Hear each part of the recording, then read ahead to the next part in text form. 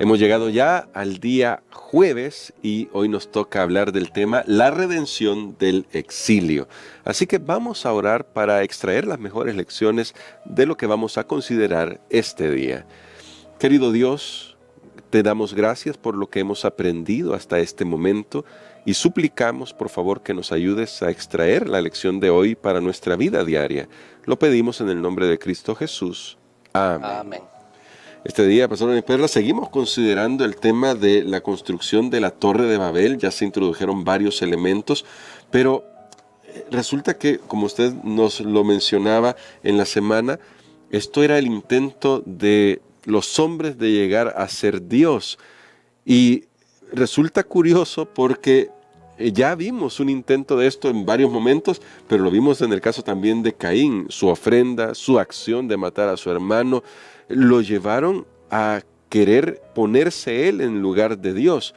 ¿Hay alguna conexión entre esa actitud que tenía Caín con lo que ahora vemos en la actitud que tienen los constructores de la Torre de Babel? Definitivamente. Recordemos que cuando el hombre falla en su relación con Dios, falla en su relación con el prójimo. Y es la base de todas las situaciones que tenemos, aunque al querer construir esa torre, ellos estaban unidos.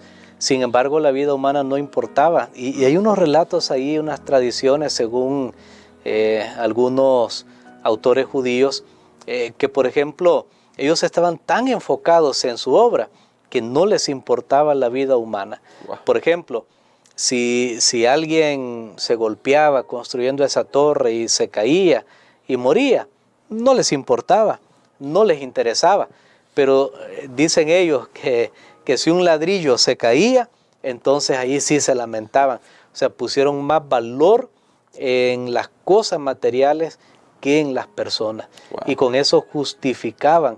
Ellos trataron de justificar sus acciones para poder lograr su propósito. Saben que aún puede suceder en la actualidad que las personas pueden incluso justificar una guerra y matar personas y decir, es que estamos logrando un propósito. Noten esto, qué interesante, porque vi la conexión aquí con esta historia. Estamos logrando un propósito, o queremos lograr esto, queremos lograr una unificación, o queremos proteger esto, pero matas personas para lograr tu propósito. Sí. Ese es el espíritu de Babel. El fin justifica los medios. De paso, el espíritu de Babel significa también, hablando en religión, el intento del ser humano por salvarse a sí mismo. ¿Sí? Porque recordemos que Dios había dicho, no habrá diluvio, ya no habrá más diluvio, o sea, soy yo el que controlo los ritmos de este mundo, de lo que pasa, y el ser humano dice, no, yo soy el que tengo el control en mi mano. Y es el pobre intento del hombre en salvarse a sí mismo. Y recordemos que aunque ellos subieron muy alto, Dios siempre tenía que descender. Aquí hay una lección para aquellos que, yo sé que les es difícil pensar que sus obras no los salvan, pero siempre tengo que hablar para ese grupo. No, es muy importante. Pero quiero decirles algo. Aquí hay otra comparación, otro paralelismo. Por más obras que yo haga, buenas, esas no me llevan hasta donde está Dios. Dios siempre tiene que descender y encontrarme. Así que vemos algunos principios que por el tiempo no habíamos podido compartir en los días anteriores. Pero ahora, pastor, junto con estos principios que son valiosos porque nos ayudan a comprender por qué la Biblia, desde el Génesis hasta el Apocalipsis, nos habla de la gracia de Dios, porque todo es por gracia. Claro, hay cosas que hacer, eso se ha destacado ya, pero no debemos creer que nuestras obras nos van a salvar de ninguna manera. Ahora viene algo que resulta muy interesante, porque Dios desciende, y Dios desciende también con un propósito.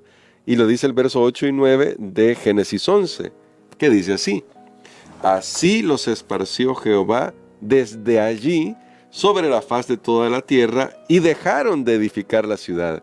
Por eso se llamó Babel, porque ahí confundió Jehová el lenguaje de toda la tierra, y desde ahí los esparció sobre toda la tierra.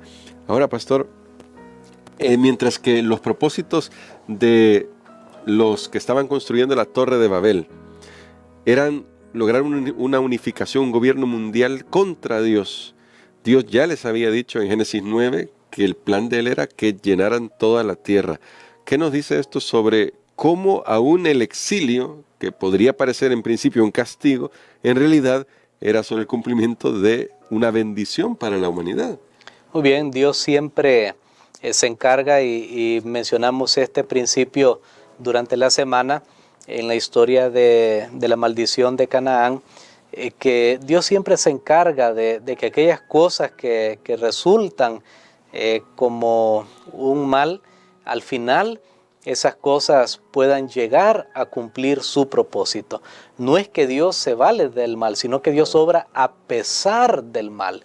Dios hubiera deseado, recordemos, le dijo al hombre que no quería que entrara el pecado en este mundo, pero en este sentido, al esparcirse, los seres humanos iban a cumplir con el propósito de Dios. Iban a cumplir con el propósito de Dios, que era llenar pues la faz de la tierra, porque ellos querían estar en un solo lugar, ellos querían tener un solo gobierno, un solo pensamiento, y creo que lo que va a pasar es el peligro que hay en la humanidad cuando no permitimos la diversidad, y como vimos cuando se pone antes un logro por encima de las personas, se pone como más importante por encima de las personas, ahí vendrán los abusos, ahí vendrá todo eso, y especialmente pues si se hace en contra de la voluntad de Dios. Sin duda alguna. Ahora, yo quiero leer una cita que aparecía en nuestra lección, pastor, que dice así: los hombres de Babel habían decidido establecer un gobierno independiente de Dios, algo que ya se ha destacado, y nuestro pastor lo ha destacado en la semana. Sin embargo, y esto me pareció muy interesante, había algunos entre ellos que temían al Señor, pero que habían sido engañados por las pretensiones de los impíos y enredados por sus ardides. Por amor a estos, el Señor retardó sus juicios y dio tiempo a los seres humanos para que revelasen su carácter verdadero. A medida que se cumplía, los hijos de Dios obraban para hacerles cambiar su propósito, pero aquellos estaban plenamente unidos en su atrevida empresa contra el cielo. Si no se los hubiese reprimido, habrían desmoralizado al mundo cuando todavía era joven. Su confederación se fundó en una rebelión. Era un reino que se establecía para el ensalzamiento propio, en el cual Dios no iba a tener soberanía ni honor. Pastor, lo que me llamó la atención de esta cita es: aún aquellos que temían al Señor fueron engañados por ese espíritu que había. ¿Cómo podemos estar protegidos contra ese espíritu que al final es el espíritu del que ya se habló también en la semana, de hacerse un nombre, el espíritu de lograr algo por nuestra cuenta? La verdad que aquí lo que tenemos es el poder de las masas. Cuando todo mundo va en una sola dirección y nosotros pensamos, bueno, si todo el mundo lo está haciendo, pues es porque es correcto. Si todo el mundo lo aprueba, es porque está bien.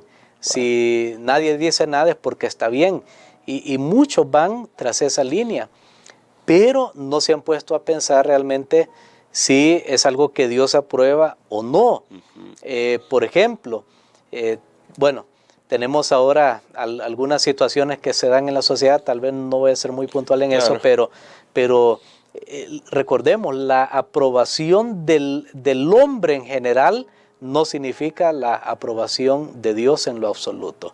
Y eso es muy importante que nosotros lo entendamos. Siempre hay gente que se dejan llevar, se meten en algo, pero no saben cuál es la intención. De aquí una palabra de advertencia. Tengamos cuidado, hay un dicho que dice: a donde va Vicente, va toda la gente. Ahí va toda la gente. Nosotros no podemos seguir a donde va toda la gente solo por seguir, porque el cristiano tiene que saber, bueno, cuál es el propósito de esa organización, cuál es el propósito de ese gobierno, cuál es el objetivo final, porque eso es lo que cuenta. Así es. Eso es lo que cuenta. Y ahora bien, sin embargo, algunos habían sido engañados. Por amor a ellos, Dios dio oportunidad.